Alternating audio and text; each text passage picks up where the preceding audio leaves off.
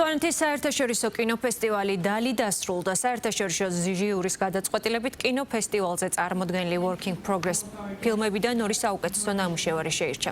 თენგიზ ასიტაშვილის ტრაგედია უგმირო და ედმონდ მინაშვილის ყვავილების ქვეყანა. მათ საზოგადოებრივი მაუწყებლისა და შემოქმედებითი საქართველოს მიერ დაწესებული ფულადი ჯილდოები გადაეცათ.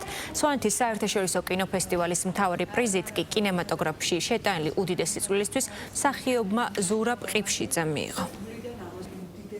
მიმდინარე წელს მხოლოდ Work in Progress კონკურსი ჰქონდა გამოცხადებული, წელს რაღაცნაირად უფრო ისე მოკრძალებლად გავაკეთეთ ფესტივალი და მხოლოდ ქართული პროექტები მონაწილეობდნენ და შეირჩა ორი მოკლემეტრაჟიანი ფილმი, ანუ გამარჯვებული, რომლებიც არიან პოსტპროდუქციის ეტაპზე და ვულოცავ გამარჯვებულ რეჟისორებს ძალიან მიხარია ეს ამბავი და წარმატებას უსურვები. ჰქონდა წარდგენილი მოკლემეტრაჟიანი ფილმი ტრაგედია უგმიროთ ნიკო ლორთქიფანიძის მოთხრობის მიხედვით. ვიღაცა რაღაც გიფასებს მით უმეტეს იმ სფეროდან, სადაც ჩვენ მოღვაწეობს, ასე ვთქვათ, პრეტენზიები, ავისავად ყოველთვის სასიამოვნოა.